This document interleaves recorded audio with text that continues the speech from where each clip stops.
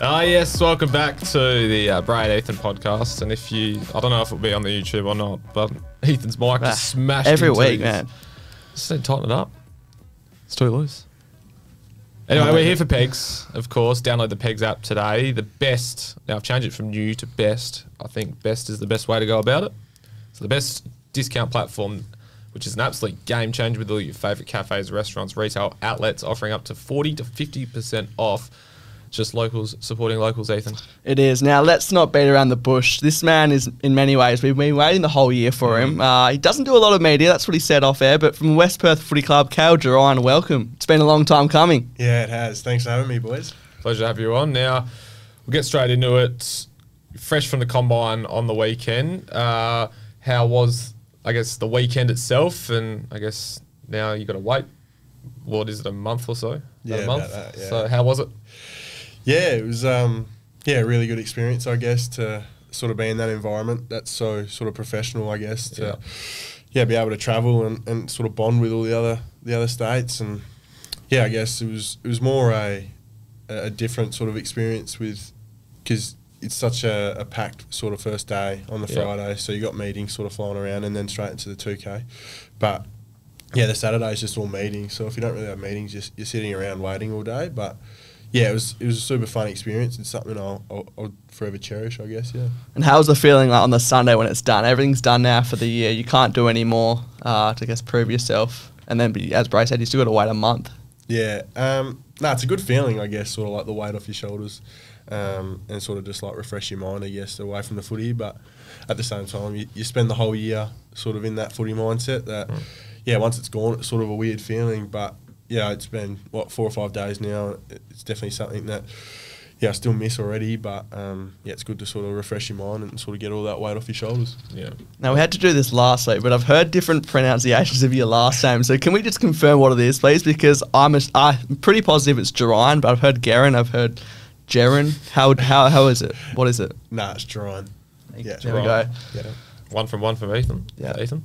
Joondalup Kinross Junior Footy Club. So we've done our research, and you took home a flag there in 2018, so 6 years ago. What was the progression like from juniors to the West Perth Falcons? It was probably, I was probably sort of the same player I was for quite a while, I guess.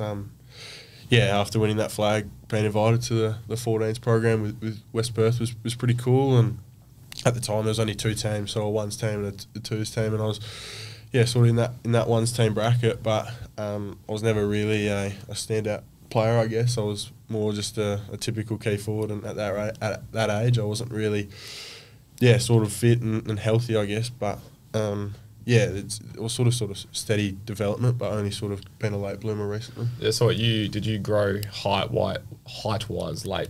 I've always been pretty tall, but I guess I was always a pretty chubby kid, so just the natural growth that sort of lose your weight, and then I guess you just late develop. And your dad played for East Perth, so a bit of rivalry amongst the family when you joined West Perth. A little bit, I guess, but I don't know. Dad and all these families sort of say I should be at East Perth, but they're sort of comfortable with me being at West Perth now. Well, he's the one, I guess, controlling where you live, so yeah, pretty much. Yeah. That doesn't help. You moved to Wesley College for upper school, year 11 and 12. Is it true this was initially through music scholarship? Yeah, that's what they say.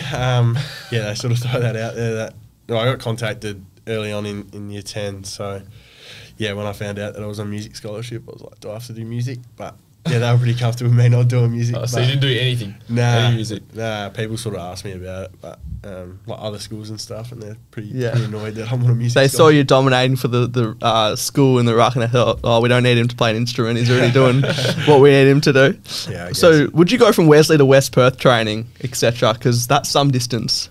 So whenever we'd have West Perth training, and I wasn't with PSA, I'd catch the bus.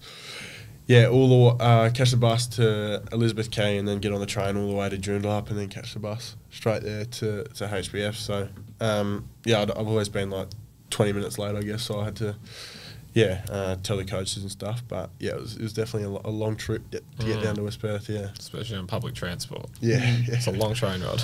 And dominant 2023, the BNF, Wesley. How do you reflect on, I guess, your PSA experience and your time and being the number one man?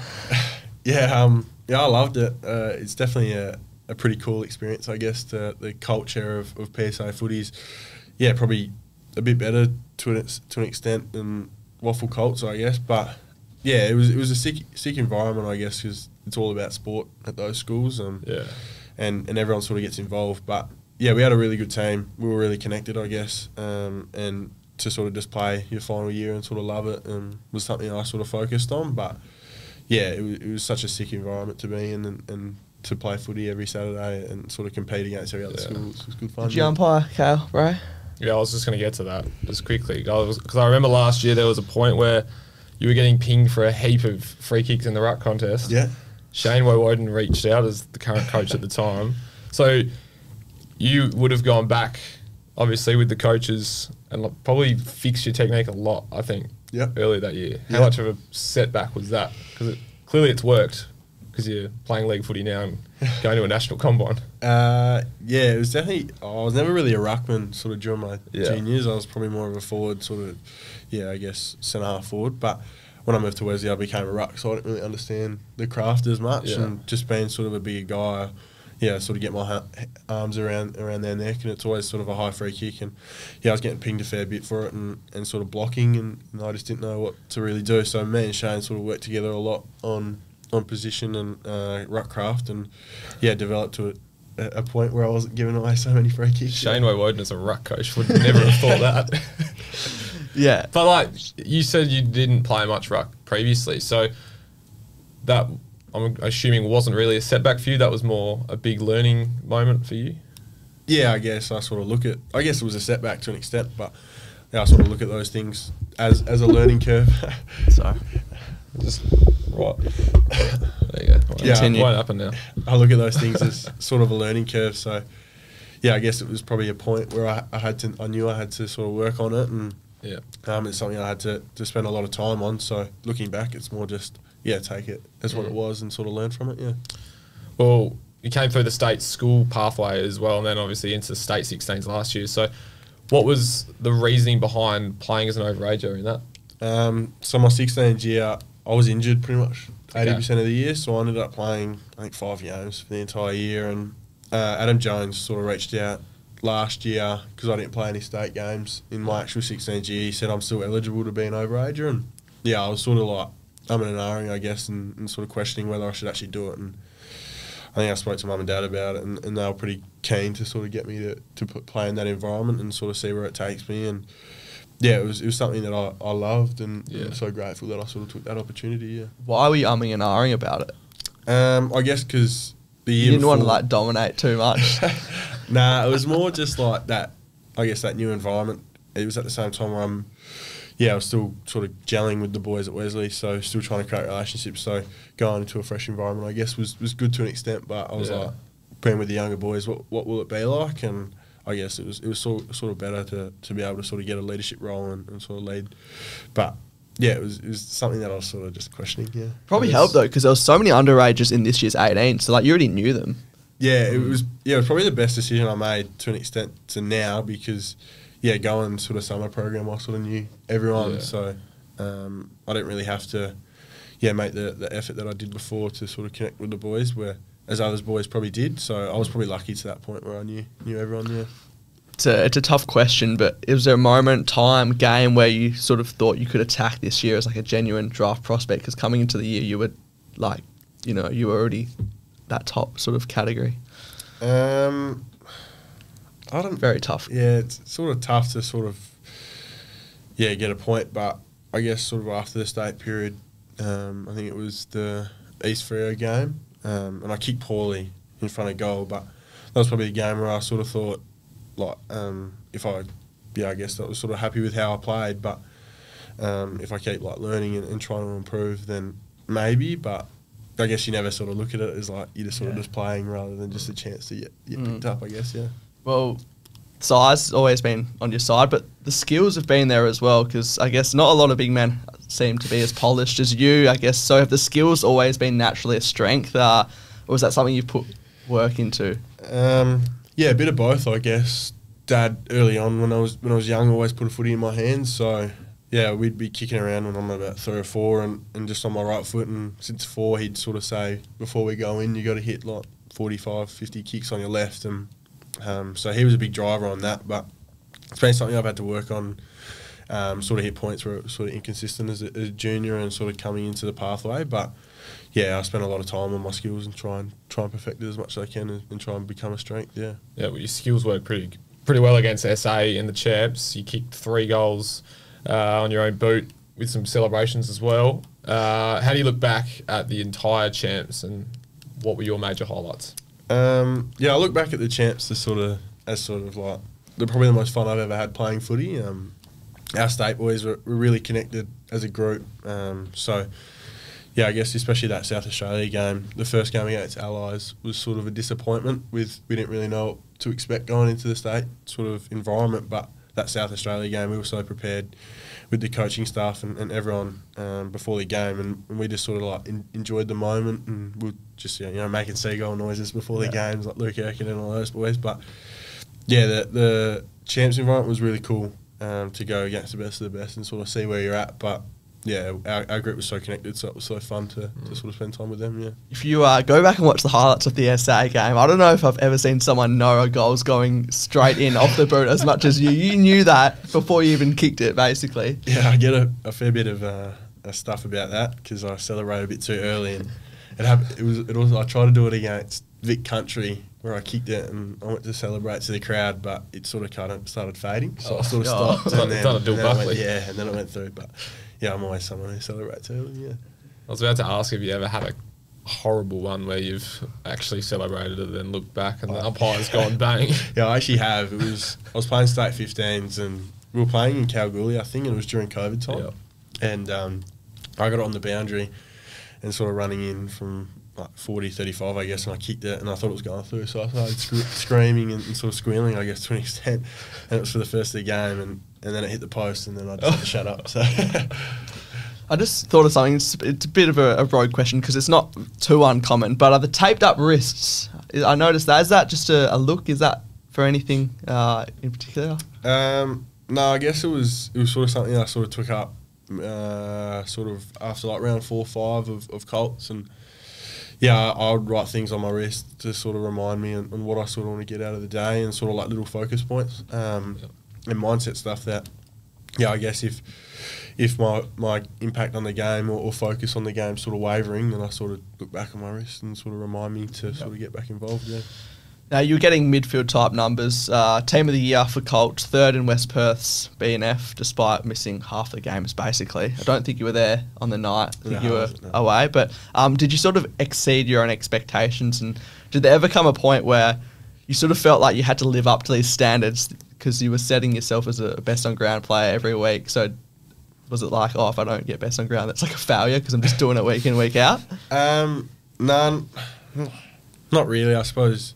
Yeah, I guess when you are performing and everyone's sort of realising it, that there's probably a level of expectation, I guess, on you and sort of to keep performing. But my main focus coming back from state especially was to just enjoy the environment with the Colts boys. And yeah, I sort of reflected and knew that team will probably never play again. So I guess I just looked at it and I just wanted to go back and sort of be the one to sort of drive the training standards and standards on game day, but at the same time just really enjoy it and have a bit of fun, and it was just performance. Yeah, I don't know how much fun you had on your league debut, although it was quite amazing, but a bit of a stitch up as well considering the weather that game. You're a key position player and you had to put up with literally a swimming pool up there at Joondalup that day. Yeah, it was pretty cool. I remember rocking up, but like pretty much end of the first quarter of the Twos games and started pelting down there, and I'm just like, what am I going to do here? And when we got out, we were pretty lucky. There wasn't much rain, but it was just a mud pit. Yeah. So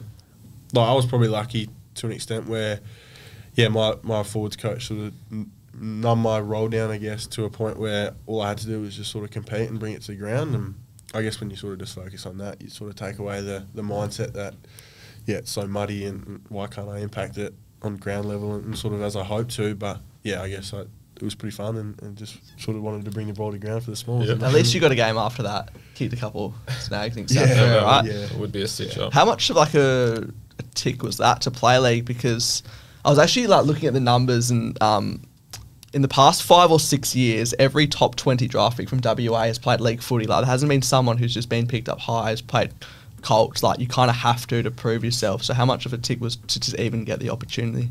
Yeah, it's been a goal of mine sort of all year to sort of be able to tick that off. And when I came back from state, it was more, get back to train with league. But if I'm not playing, then I'm playing with Colts. And I was in the Colts side for the 4 or 5 weeks in a row. And I was sort of like to a point where with 2 weeks left going into finals, I was like, I'll just continue to play Colts, but try and put my best foot forward for league. But I was comfortable to play Colts and sort of entering the finals to sort of get a bit of team morale and sort of confidence going into it. But I guess when I got my name put on the board and got the phone call on the Wednesday, it was a pretty cool feeling. But I guess, it was pretty cool to sort of tick that off as a goal. But at the same time, I wasn't really fussed to a point because we were heading into finals, so I was sort of focused on that. But it was definitely cool. Yeah.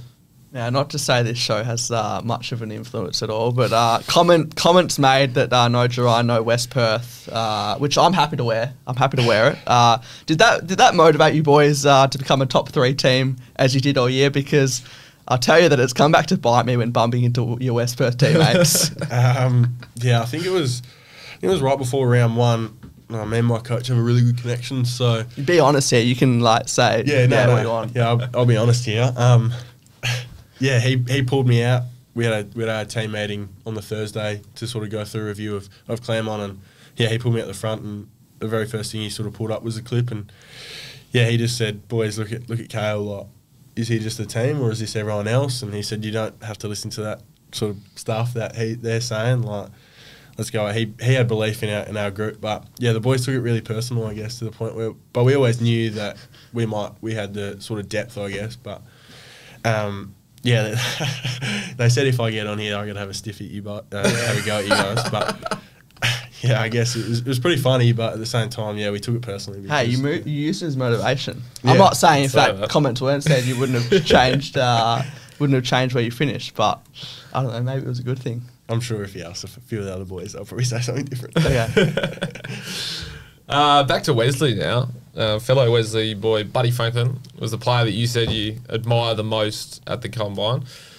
You're a beloved Hawks man. Have you had, and obviously went to Wesley, any chats or interest from the Hawks? Or when I say chats, potentially with Buddy at all? Or Sam Mitchell? Hawthorn? I saw them at the Combine and Sam Mitchell's in there, which is pretty cool. But I've never spoke to Buddy. I've never met him. Yeah. But I'd definitely love to. But I guess, I get interviewed by them, but sort of interest levels, I guess they interview probably 90 boys over the course of the year. So, it would be pretty cool to sort of get the opportunity and see their interest in me. But at the same time, they have probably the same interest, if not more, with heaps of other boys across Australia. So. You don't have to say who, but like roughly how many clubs have you spoken to? I don't know. Probably 10 or so, I guess, Well, the TGI boys, they seem to do everything together. I'm sure it's not the case, but are you making sure your other teammates aren't excluded from, I guess, extra benefits from the little club you have? Because you boys are getting spa trips and the like and everything catered towards you, and it's seems like a bit of an exclusive club. Nah, I guess so. We do a lot together. We have like team dinners, just the TGI boys, and we'll get grilled or yochi and sort of make TikToks, I guess, with our manager.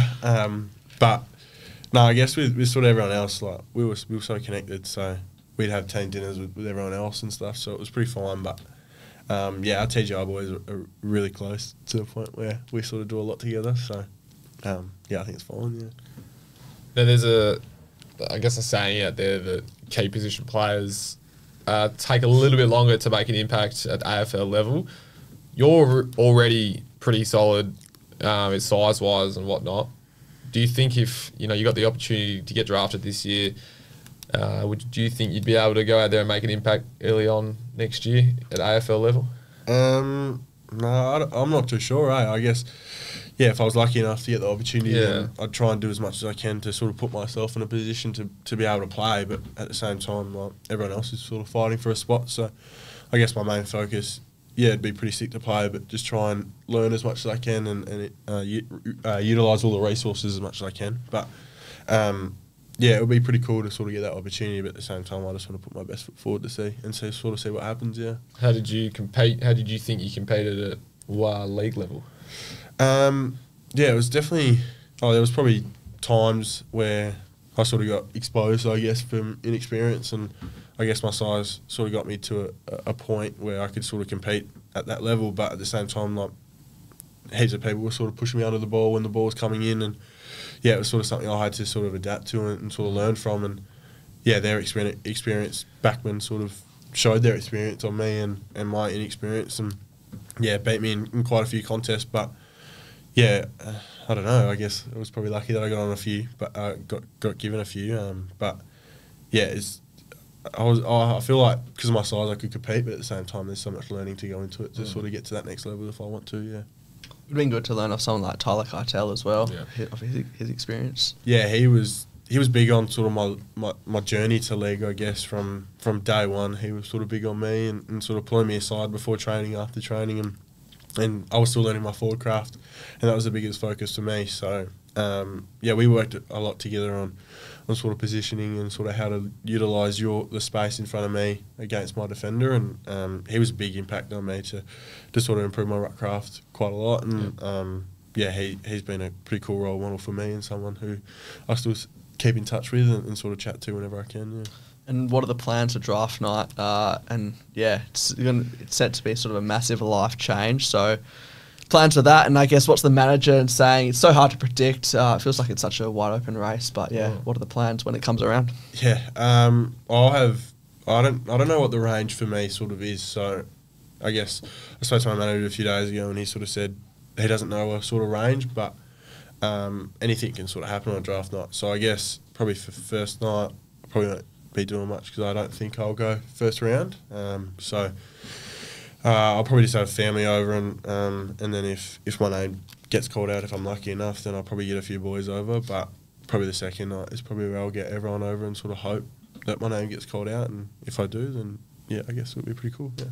Yeah. Then big party ahead, hopefully. Off field, believe you're at ECU. How's your first year been in the real world out of school? Yeah, it's been pretty cool, I guess. I sort of look at it rather than sort of a school aspect as sort of a release from footy and sort of be able to get away and sort of focus on something so different. So I've been pretty lucky. I've got a few boys in my class and classes this year that, like Cody Angove, Avin Druitt from Subiaco, we're really close. So uni's really fun for me, but I'm probably more lucky that I got it with the boys, but I'm not the strongest or smartest student going around, so... Guess what Kayle's studying, Bray? He said it before you got here, but just have a guess. Teaching. Yeah. First guessed. Take that. Yeah. Just about what were we saying the other week? That just about everyone in the state squad is doing teaching, or I just said a heap of people in general? Just heaps of people in general. Yeah. I'm not going to criticise at all. We need teachers. We do need teachers. They were short a couple of years ago. All right, we'll move on to the Instagram Q&As. We know you've been looking forward to this, at Bray Ethan. First one here from Riley.Groves. How's it playing with the Bruz? Riley Groves calls himself the Bruz because he got the haircut. Bruzzy. Yeah, he calls himself Bruzzy, yeah. He debuted, I don't even know what round. I think it was against maybe East Freo, maybe Swan Districts, and he got knocked out in the first 3 minutes. So that first 3 minutes was pretty cool to be alongside the Bruz, I guess, yeah. Jaden_Wriggle, who's your favourite inside mid to play with? I think he's asking for a compliment here, but Jack Wooden and him probably go hand to hand, but I guess, I'll go with him just so he gets the compliment, yeah. Jake_Duggan_. How many times did you cry when you lost to your cousin in Tuco? That's my cousin, so I think it was probably 5 or 6 when we used to play 2. He used to live with me, so we used to play a lot of 2K, and he used to beat me all the time. So every time he beat me, I'd go off and scream and tell him how much I hate him.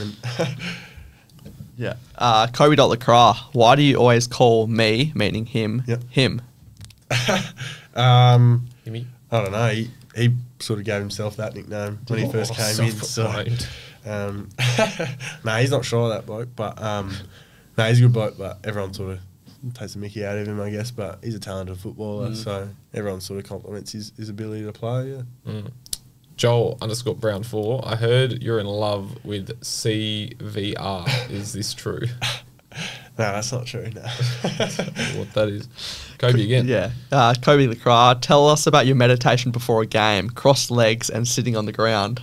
Yeah, it was something I sort of took up. I was seeing a sports psych and she was big on sort of visualisation before games because I was sort of struggling to get in the mindset. So, yeah, it was weird because all the boys would be kicking and I'd be sitting on the side with my legs crossed with the footy and sort of doing 10 minutes of visualisation. But, no, it's something I took up and definitely made an impact. But, yeah, everyone sort of took the mickey out of me. What were you visualising? Just crashing packs and ruck work? Nah, it's sort of just things that you sort of want to take out of the game and sort of what you want to do. So I guess I visualise my movement around the ground and sort of ability to come with another mid, and stuff like that. But at the same time, like goal kicking routine, just sort of become second nature. Yeah. Samuel_Swaddling. You feeling all right after our 1v1? Yeah, me and Swads had a basketball 1v1, highly anticipated the other day, sorry. And there's been probably a month and a half, 2 months of talk about it, and he reckons he's still better than me. But we played 10 games and I ended up beating him 8 times. So yeah, he still wants to go again. He reckons he's a chance, but no, I'm sure he's a bit flat, but I'm happy. Yeah, I'm assuming you just killed him inside the paint. No, he didn't really guard me, so I was just shooting the three the whole time. But yeah. Come on, Sam. Chomp 3, 2, 1. How do you get your hair so neat, Unk? No, I used to see a barber in Greenwood, but my hair was pretty uneven at the time. So one of Jaden Rigos, his barber, reached out to me and he got me in for a haircut. And he's really good. Shout out Harry Blends. But no, I remember I think we were on the state plane on the way back. Me, Melly, Erks, and someone else was in the group chat, and he was talking about haircuts, and he sent a photo on Safari of a haircut, and it was me. And I was like, what the hell? But I take pride in my hair, and that's sort of how it looks. Yeah. Good man, Jacob. Malachi champion. How does it feel to not be him? Yeah, Mal thinks he's him. He says it to this day. I don't know, I guess. I don't really care. He can have that. _Marcus Burns. How special is Big Man 50? Yeah. So we got a West Perth group chat, which was at the start of the year. We had 10 or 11 boys in our leadership group, sort of like extended. And yeah, my dad's nickname's Big Man 50 because that's his Instagram name. So yeah, we put it as a group chat, and it's pretty iconic to the day. Like, we do so much together. So yeah, everyone sort of knows us as that group and sort of that name, and everyone sort of loves it. Yeah. Harry Chadwick, can you walk us through your basketball career at Wesley? Did anyone beat you in a 1v1? Nah. Chatty was one of the twos boys. He was the twos point guard, and yeah, he sort of said that he would beat me in 1v1, and if he was playing ones, he'd be the main man. But yeah, he hit one layup on me that he's never shut up about, and it was a good layup, to be fair. But yeah, I sort of take the mickey out of him. The coach didn't really know his name anyway, so he used to call him Chad. So yeah, I take the mickey out of Chaddy, but he's a good basketballer, but he reckons he can beat me, but we'll see. Taj.Longmuir, were you the best PSA ruckman ever? No, not even close. I think Riley Sprigg, he had a really good year at Wesley the year before me, and I think he was one of the favourites to win the BNF, and yeah, apparently he was the reason why we came so close. But it was Tim English was a PSA boy, wasn't he? I think he was at Christchurch. Yeah, I think so, yeah. Oh, there's probably been, I reckon there'd be heaps of ruckmen come before me that were way better than me, yeah. I'm just trying to think who else there could have been. Yeah, I don't know. Franklin might have played a bit of ruck when he was at Wesley a little bit. Maybe, yeah. Probably. Luke Urquhart, why did you get so excited when you found out you were rooming with me? Yeah, it was I think before the plane flight, me and Oaks were sort of talking heaps about what happens if we get room together. Like, we won't sleep. And And yeah, he's an energetic sort of guy, ADHD, I guess, and he won't really shut up. So I was sort of saying, like, if I can't get to sleep, then I don't know what I'm going to do. But yeah, it was a massive joke around the group that me and him get along so well, and he won't shut up, and I won't shut up. So when we rocked up to the hotel and his name was on the boarding pass, I was like, oh, who's your roommate? And he read out my name, and everyone sort of started laughing. And yeah. You want me to read out Cody Yeah, Curtin's? while Okay. I didn't know if you wanted me to delete it or not. Cody Curtin, what did you and Erks get up to in your room in Melbourne?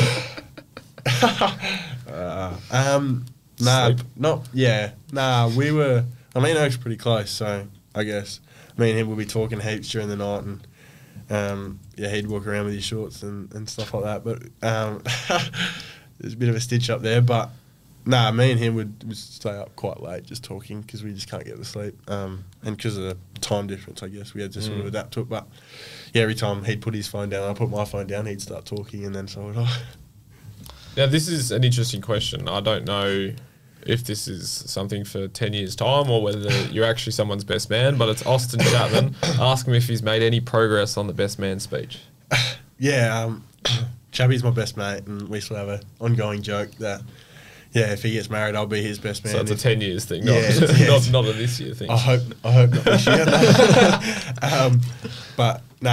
He sort of takes the mickey out of me that my best man speech would probably be terrible. So I tell him that I've been practicing for quite a while, but there's no progress in the best man speech, and I doubt he'd be getting married anytime soon. So I don't need to make more progress.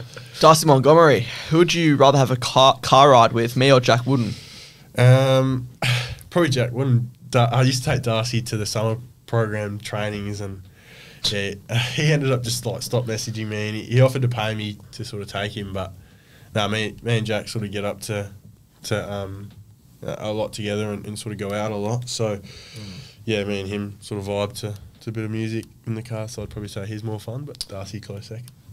Now, Jack Wooden is sent in about 20 50 questions. Did he? 50, yeah. So there's so many. Ethan's just gone through and deleted a couple, so we'll be to him in a second. But first to Drew.Davies28. Would you rather stay in WA or move into state? No, I'm not really too fussed, I guess. Like, they both have sort of their positives. I feel like staying in WA would be pretty cool to be around the boys and sort of everyone. But at the same time, in a new environment, I'd love to sort of go to Melbourne or somewhere like that and sort of a big club. But I guess reality is there's 2 clubs here, 16 away. So this year, I sort of, if I was lucky enough, I sort of accepted that it would probably most likely be away. So I'd love either, but probably prefer to stay here. Yeah. Jack Wooden, favourite Yochi flavour? It sort of changes every now and then. We went the other night and I got cookies and cream and salted butterscotch. So I'm probably more of a salted butterscotch man. Yeah. Yeah, right. Butterscotch. Jack Wooden. Yep. Do you think you should have won the Dom?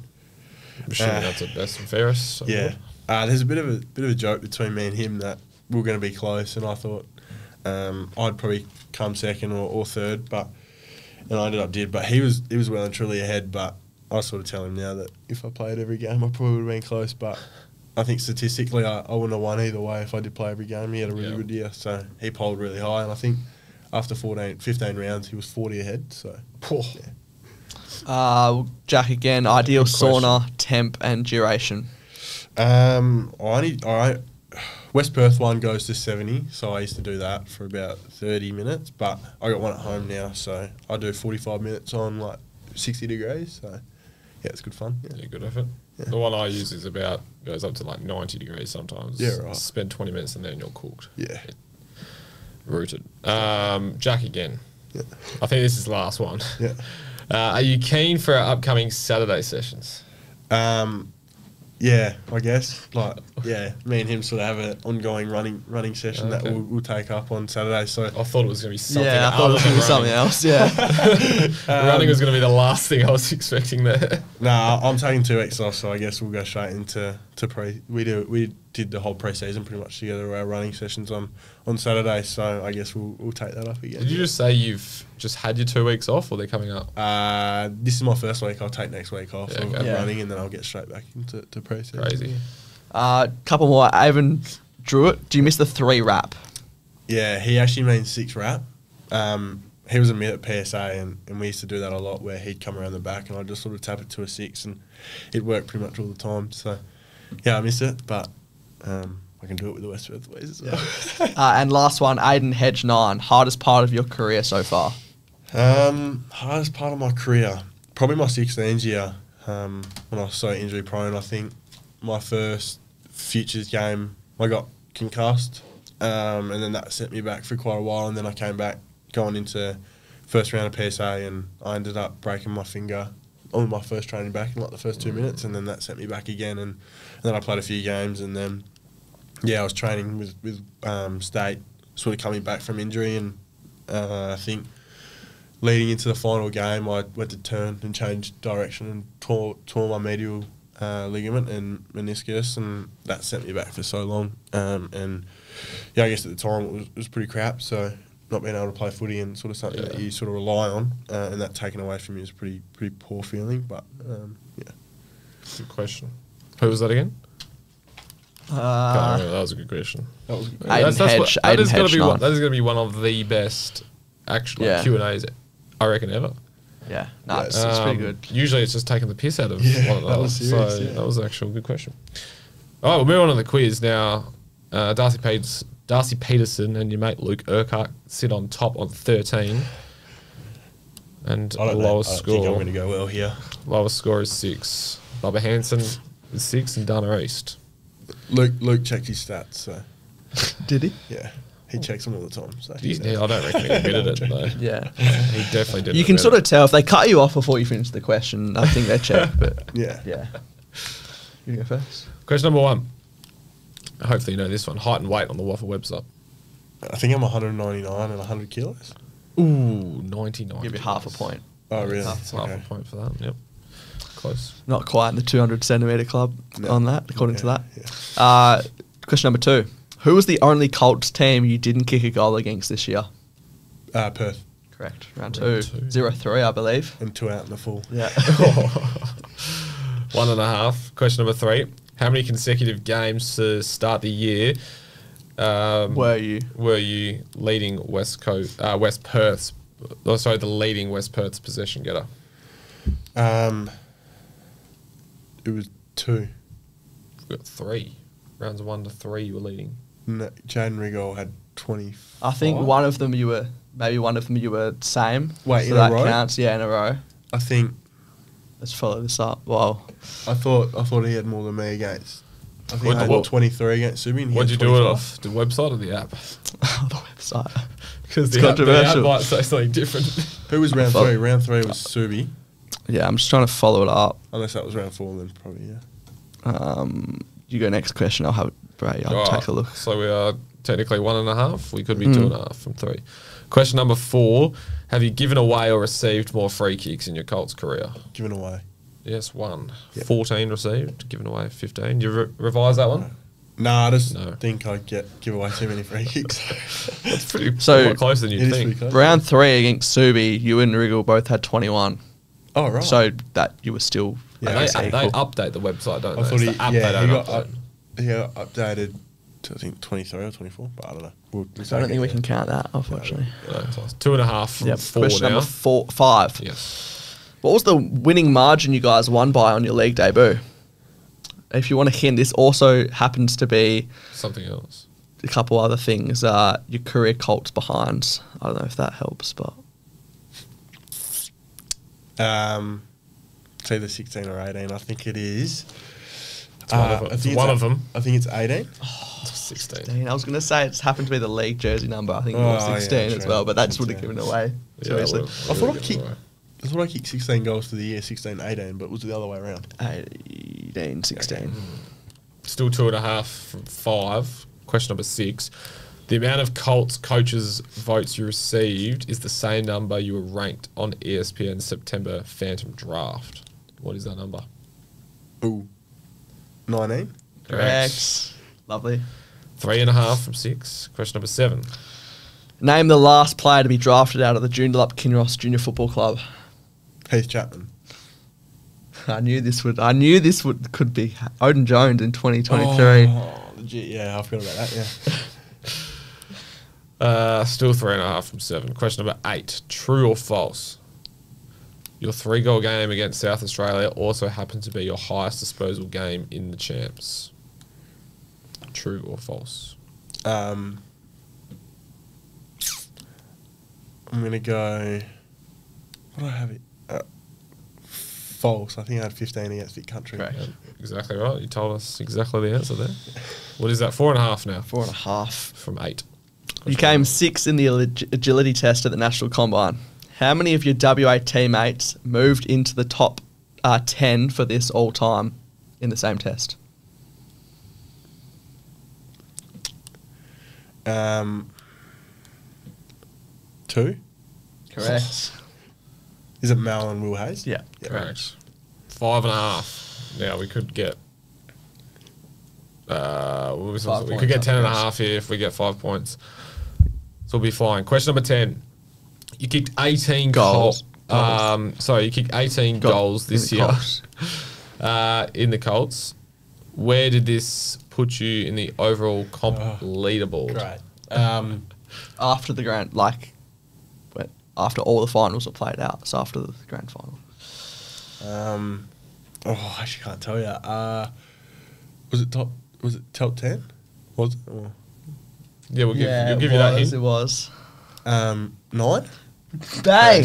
Yeah, okay. You were 9. That's 5 points. 10.5. Straight to 10.5, which puts you... With Alec Clark. Yeah, but you beat Malachi. You beat most people, to be honest. Probably could have got a couple more, but yeah, not. Which is a very good effort. Top 10 when you miss that many games. After the season starts, especially not to bring it up, but you guys did, not have the best final series. So, I really don't like West Perth, do I? No, it's not at the moment. Not at the moment. It. Sorry. No, it's all right. But yeah, sitting there 10.5 with Alec Clark, who's obviously over in the America, States playing college football. He's been, I think their season just started. Look from seeing the socials. Is he the punter? Yes. Punter. Yes. Working. I think he's pretty sure he said he was the number 1 punter maybe this year. I think it was For college. Yeah, at Herd. Herd. I don't think it's called Herd FC. That wouldn't make sense. I don't think it's just. I think it's at Marshall University, but they're called the Herd Pack or something. That's the football team's name. But yeah, in good company there, and like definitely in. Would you say the top third of the leaderboard? I would say so. Yeah, did better. You would have taken 10.5 out of 14 before we started, if we offered that. Considering you're on 4.5 with 2 questions to go. Yeah. Yeah, I guess, yeah. It's a very good score. You take that any day of the week. Well, of course, if you're listening on Spotify or Apple, you can, of course, head over to YouTube and vice versa. Remember to subscribe, give a 5-star rating, as it helps us out a lot. And, of course, it is all powered by Pegs. No longer a student discount platform. It is open to everyone. You can go and get whatever you want, or not whatever you want, but you can get from most places nowadays, especially around university campuses. So if you just live in Waterford, around the corner from Curtin, you can just roll into Curtin Milky Lane and get a decent discount. Just an example of that. There's discounts galore, and that's why we love the Pegs app. So download it if you haven't already. Kayle, we can't thank you enough for coming in today. Best of luck in 4 weeks' time, roughly, whenever the draft is. I think it's early November. Yeah. So yeah, best of luck for that. Thanks for coming in. No, thanks for having me, boys.